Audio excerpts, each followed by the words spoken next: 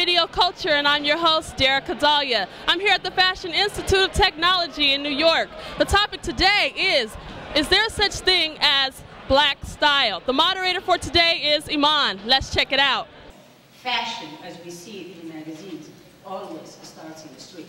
It does not start in a showroom. So that, to understand that, I think for Tony and Derek, the thing is, this is their loss for a designer not to let you, Derek, to come into his showroom and take his clothes. He should give you with all the freedom to mix and match what you want. Yes, darling. Norma. It's Norma Kamali. I have to defend myself.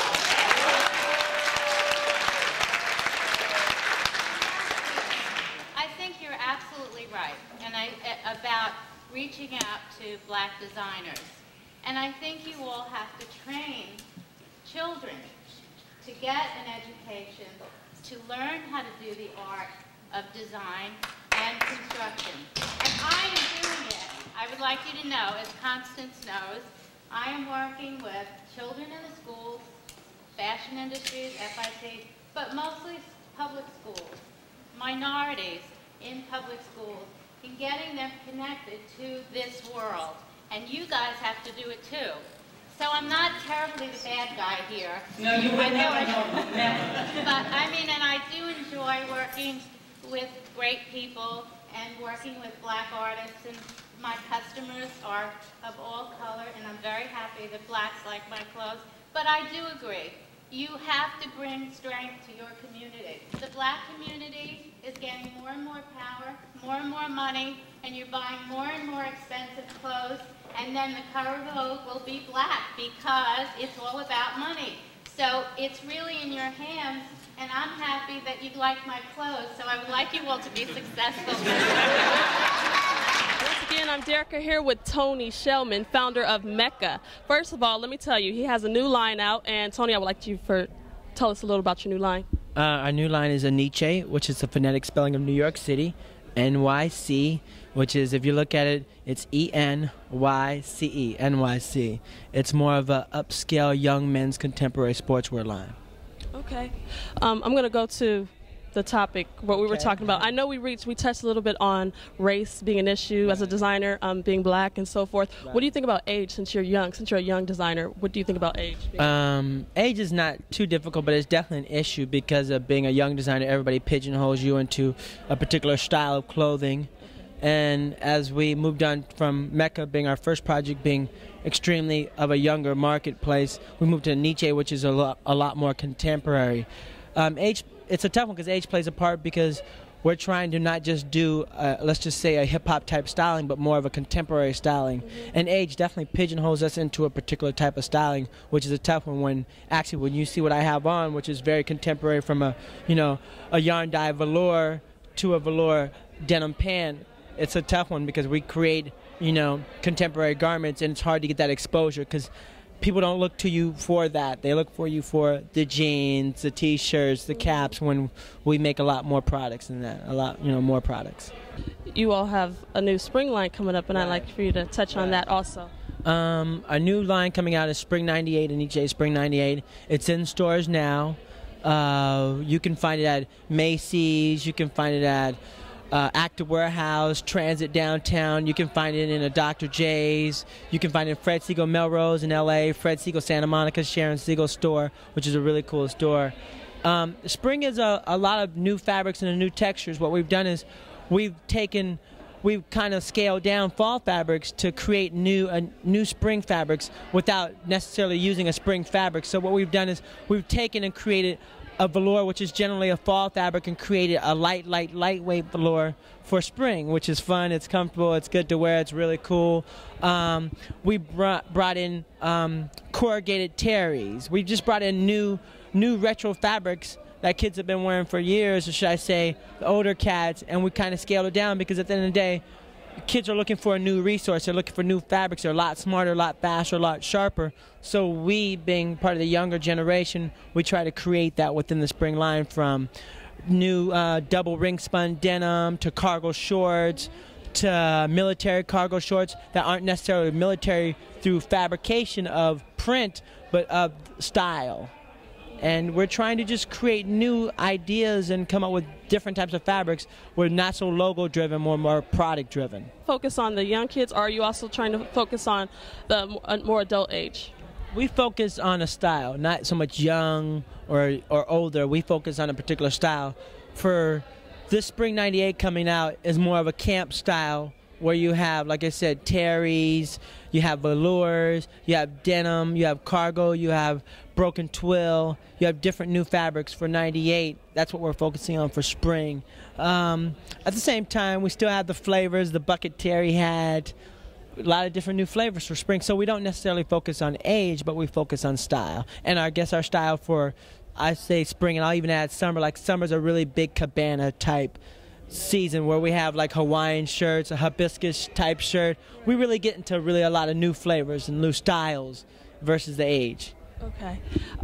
One quick thing, what would you like to say to upcoming designers out there that are watching? What kind of little message would you like to just give them? I guess the message is get as much experience as you can, because at the end of the day, it becomes your exposure and your experience is that people judge you and base you on, as well as your style. So if you can get out there and work, intern at a company, if you can just be around that environment that you're trying to be involved, be it that it's fashion, mechanics, or building an airplane, if you're around, you never know, you get the break, you're there, you're involved in the action, you're right there in the middle of the party. You have no choice but to learn and be exposed and have that experience, which then in turn turns around to a job and helping you understand the dynamics of the game.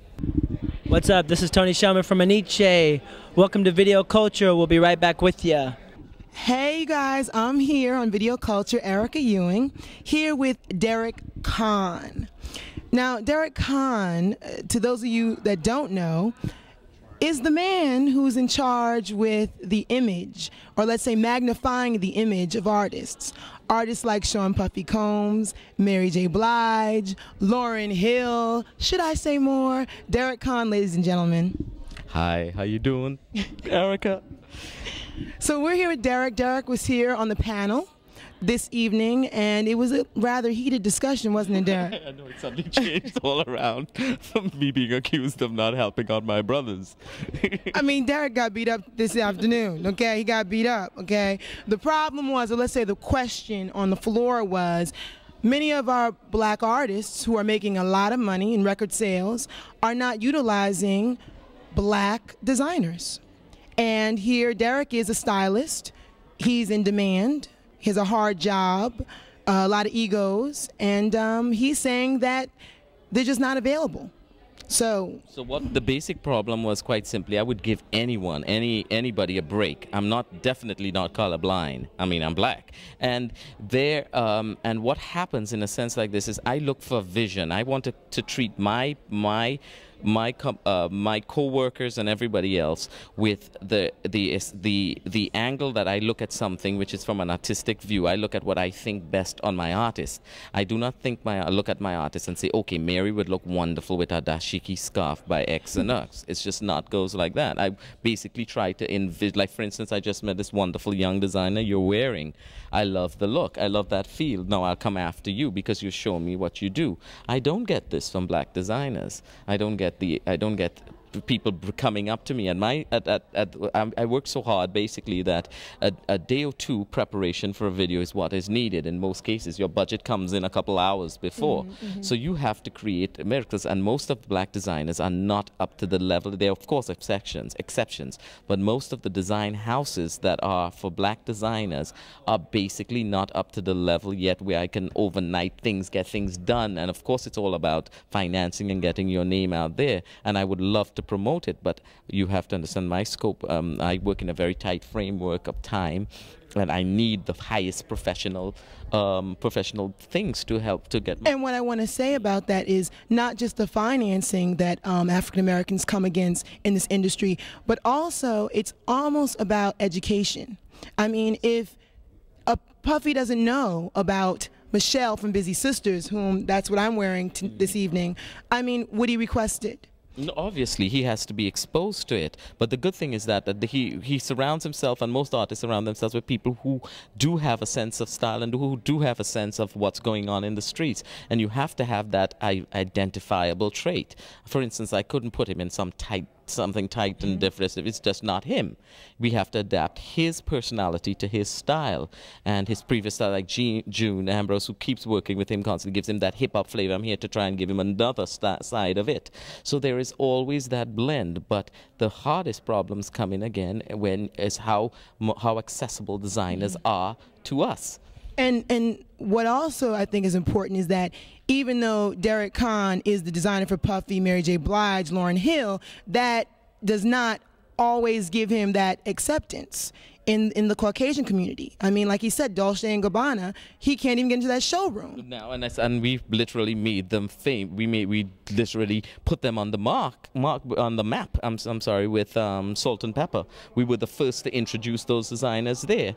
Now, of course, you know, they send us their lesser lines and all of that. You know, this is what really aggravates me. You have somebody at caliber of Mary, and you're telling me, okay, we will use a lesser, you know, your smaller lines for that.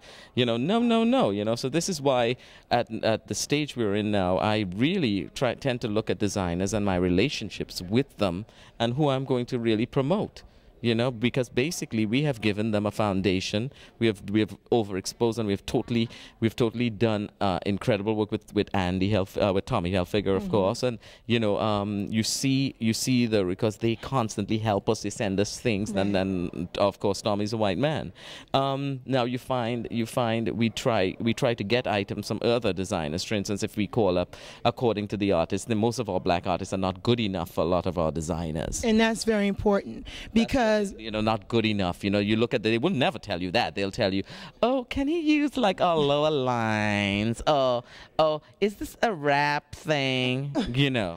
I mean, what we're seeing, what we're really talking about is there's frustration on all ends and every side of the business. And I just think that it's important for you to know that it is who you know, it is who you get along with. Your personality, your flavor, your flow has everything to do with marketability and finance and education. So let's just educate each other. If you know someone that looks fly, talk about it, you know, and not only talk about it, tell a friend, have a friend wear it. I mean, Stephen Burrows was here saying how he got started. He just dressed his friends up and went out. Exactly. You know, he didn't know what he was going to create and be like one of the greatest African-American designers in America. Exactly. Okay, so let's just start from where we can start. Well, what we need to also do is to really, as somebody was saying a lot about financing and stuff, the business end of this business is where it's generally lacking in our field, and we need to educate everybody more about that.